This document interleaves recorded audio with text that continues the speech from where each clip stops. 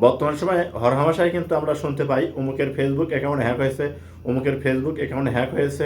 যদি আপনার Facebook account hacker হাত থেকে বাঁচাতে চান তাহলে অবশ্যই টু ফ্যাক্টর অথেন্টিকেশন এই সেটিংটা অন করে রাখুন।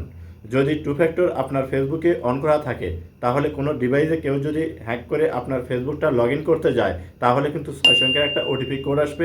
যতক্ষণ পর্যন্ত এই ওটিপি কোড না পাবে ততক্ষণ পর্যন্ত আপনার ফেসবুকটা কিন্তু কোনো জায়গায় লগ ইন করে কেউ ব্যবহার করতে পারবে না বা হ্যাক করতে পারবে না।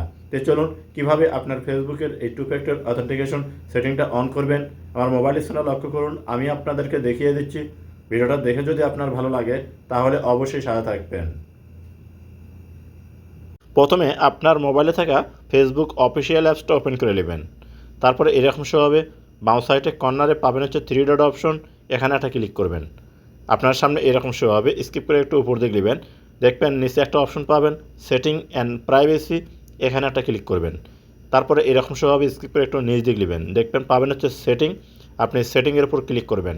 আপনার সামনে এরকম একটা অপশন শো হবে, এখান থেকে দেখুন অ্যাকাউন্ট সেন্টার, এই অপশনটার উপর ক্লিক করবেন। যখন এখানে ক্লিক করবেন এইরকম শো হবে, এখান থেকে পাসওয়ার্ড অ্যান্ড সিকিউরিটি, আপনি এই অপশনটার উপর একটা ক্লিক করবেন। আপনার সামনে এরকম শো হবে, এখান থেকে দেখুন টু ফ্যাক্টর অথেন্টিকেশন, এখানে ক্লিক করবেন, আপনার ফেসবুক শো করবে। আপনি করবেন কি ফেসবুকের নামের উপর একটা ক্লিক করবেন। তারপরে এরকম শো হবে, এখানে আপনার ফেসবুকের যে পাসওয়ার্ড আপনি পাসওয়ার্ডটা দিয়ে দিবেন। তো আমি আমার ফেসবুকের পাসওয়ার্ডটা দিলাম। পাসওয়ার্ড দেওয়ার পর নিচে দেখুন কন্টিনিউ, এই লেখাটার উপর আপনি করবেন কি ক্লিক করে দেবেন। যখন কন্টিনিউ ক্লিক করবেন আপনার সামনে দেখবেন এইরকম একটা অপশন কিন্তু শো করবে। এখন এই জায়গায় আপনাকে যে কাজটি করতে হবে, দেখুন 3টা অপশন আছে, আপনি এখান থেকে এই যে SMS অর হোয়াটসঅ্যাপ, আপনাকে এই অপশনটা সিলেক্ট করতে হবে। তো দেখুন ওপরে কিন্তু 3টা, আপনি এই 3টার ভিতর আপনি SMS অর হোয়াটসঅ্যাপ এই অপশনটা সিলেক্ট করবেন। এখানে ক্লিক করার পর দেখুন নিচে পাবেন হচ্ছে নেক্সট, এখানে ক্লিক করে দেবেন।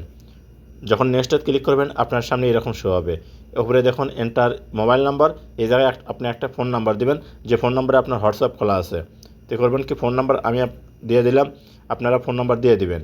দেওয়ার পর নিচে দেখুন পাবেন হচ্ছে নেক্সট, আপনি এই যে নেক্সটে ক্লিক করে দিবেন।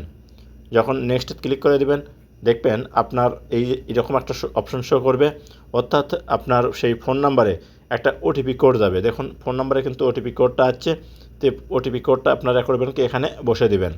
আমার ওটিপি কোডটা আমি এখানে বসে দিচ্ছি। ওটিপি কোড বসে দেওয়ার পর নিচে দেখুন নেক্সট লেখা আছে, নেক্সটে ক্লিক করবেন। নেক্সটে ক্লিক করে দেওয়ার পর আপনার সামনে দেখবেন এরকম একটা পপ আপ কিন্তু শো হবে, উপরে দেখুন লেখা থাকবে কি two factor authentication is on. তো প্রিয় দর্শক, আপনার টু ফ্যাক্টর অথেন্টিকেশন কিন্তু এইভাবে অন হয়ে যাবে।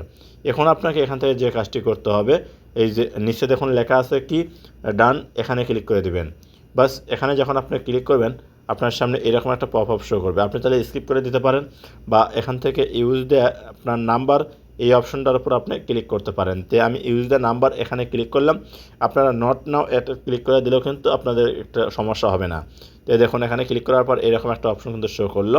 তো প্রিয় দর্শক, এখানে আপনার দেখুন টু ফ্যাক্টর আপনার অথেন্টিকেশন ইজ অন, সেটিংটা কিন্তু অন হয়ে গেল। এখন থেকে আপনার ফেসবুকটা অন্য কোনো ডিভাইসে লগ ইন করতে গেলে ওটিপি কোড আসবে।